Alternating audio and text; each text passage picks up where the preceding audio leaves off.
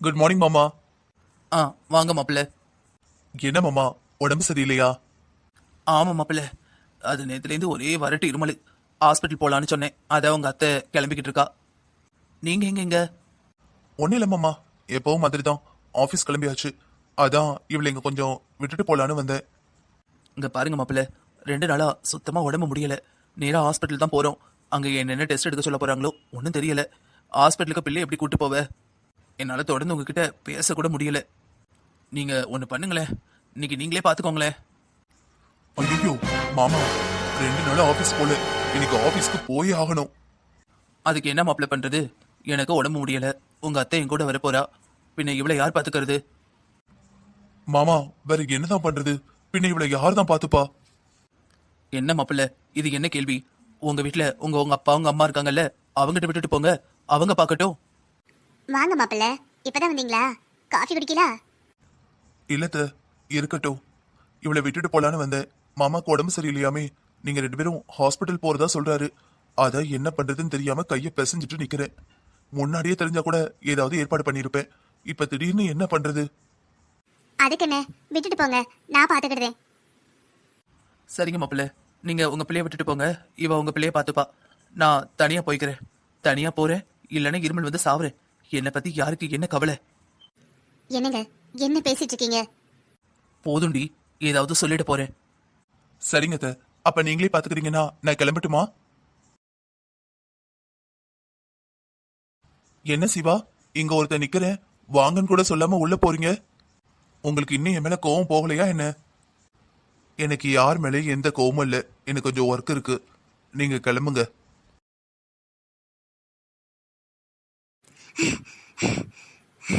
சொல்லாம கொள்ளாம போயிட்டீங்களோ நினைச்சிட்டேன். என்ன மாப்பிள்ள, கோவமா வந்துட்டீங்க? இங்க பாருங்க அத்தை, 1000 இருந்தாலும் நான் இந்த வீட்டோட மருமக, ஒரே மருமக. ஆனா மாமாக்கும் என் மச்சனனுக்கும் அது மறந்துடுச்சுன்னு நினைக்கிறேன். நான் ஒன்னும் என் தங்கச்சியை தான் உங்க பையன் கட்டிக்கணும்னு யாரையும் இங்க கம்பல் பண்ணல.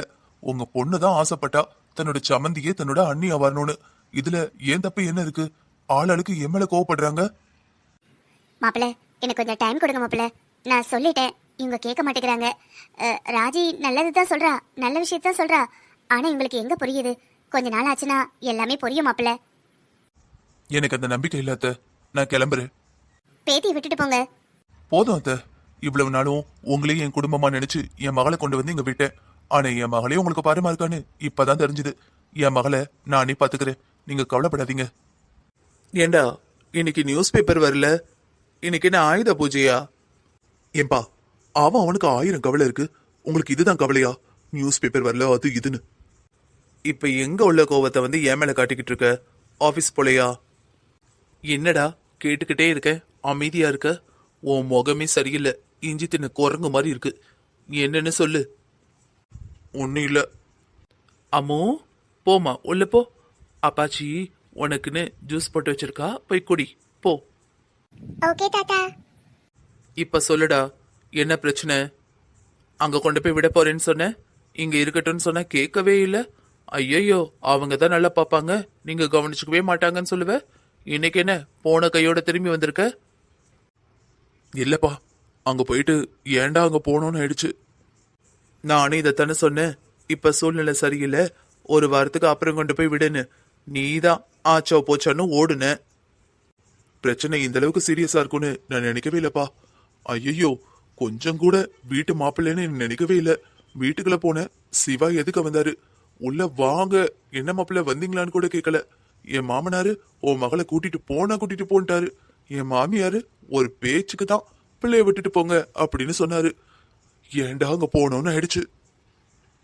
அடே, விருந்தும் மருந்தும் 3 நாளைக்கு தான். அதுவும் மாமியார் வீட்டுல அளவுக்கு அதிகமா உட்கார்ந்தா மரியாதை தேயதான் செய்யும். நான் சொல்லியாச்சு, நீ கேட்க மாட்டேங்கிற. என்ன பண்றது சொல்லு? சில பேருக்கு பட்டாதான் புத்தி வரும். சரி, இப்ப என்ன பண்ண போற? என்ன பண்றதுன்னே தெரியலப்பா. நான் சொன்னா ராஜி கேட்கவும் மாட்டேங்கிறா. பிச்சம்மா தான் சிவாக்கு ஒய்ஃபா வரணும்னு சொல்லிக்கிட்டே இருக்கிறா. இது பாருடா, எனக்கு தெரிஞ்சு இப்பவே உன் மாமியா வீட்டுல உன்னை மதிக்கிறது இல்ல. நீ இப்படியே போச்சு உன்னை வீட்டுக்குள்ளே விட மாட்டாங்க.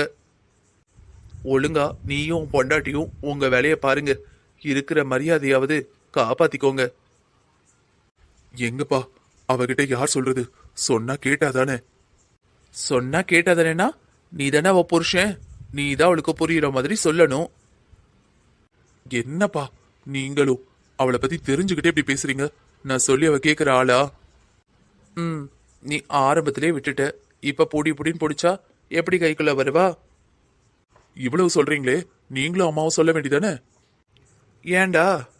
ஏன் என்னைய எனக்கே அப்படி சூனி வச்சுக்க சொல்றியா? உன் பொண்டாட்டிக்கு சும்மாவே என்னையும் என் பொண்டாட்டியும் பிடிக்காது. இதெல்லாம் சொன்ன யோசிக்கவே மாட்டா. ஒன்னு சோத்துல விஷம் வச்சிடுவா, இல்ல வீட்டை விட்டு அடிச்சே துரத்திடுவா. இப்ப என்னதான்ப்பா பண்றது? இங்க பாரு சுதன், கல்யாணங்கிறது 2 பேருக்கும் பிடிச்சு சந்தோஷமா பண்ணிக்கிறது. சிவாவுக்கு பிச்சம்மாவை சுத்தமா பிடிக்கல. எவ்வளவு சொன்னாலும் உன் பொண்டாட்டி புரிஞ்சுக்கவே மாட்டேங்கிறா. கட்டாயப்படுத்தி பண்ணி வச்சாலும் எப்படி சந்தோஷமா இருப்பாங்க? அவளோட சுயநலம், அவளோட திமிருக்கு நம்ம பொண்ணோட வாழ்க்கையை சீரழிக்க பாக்குறா. என்னப்பா பண்றது? நம்மளாலையும் தடுக்க முடியாது போல இருக்கே. எனக்கு நம்பிக்கை இருக்குடா, இந்த கல்யாணம் கண்டிப்பா நடக்காது. எப்படிப்பா சொல்றீங்க? இதோ பாருடா, உன் பொண்டாட்டி தலைகீழா நின்னு தண்ணி குடிச்சாலும் சிவா இந்த கல்யாணத்துக்கு ஒத்துக்க மாட்டான். அந்த நம்பிக்கை எனக்கு இருக்கு. ஆனா அப்பா, இந்த கல்யாணம் நடக்கல, அவன் நம்மள என்ன பண்ணுவானே தெரியாதுப்பா.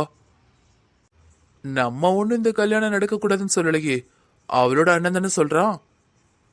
அப்பா, ஒருவேளை சிவா கட்ட மாட்டேன்னு சொல்லிட்டாருன்னா அதுக்கப்புறம் என் பொண்டாட்டி என்ன பண்ணுவா? என்ன பண்ணுவா? அழுவா, ஆர்ப்பாட்டம் பண்ணுவா, அதுவும் முடியலனா மிரட்டுவா. கடைசியில என்ன பண்ணுவா? சரின்னு ஒத்துக்கிட்டு தானே போய் ஆகணும். தாலி கட்ட வேண்டியது சிவா தானே.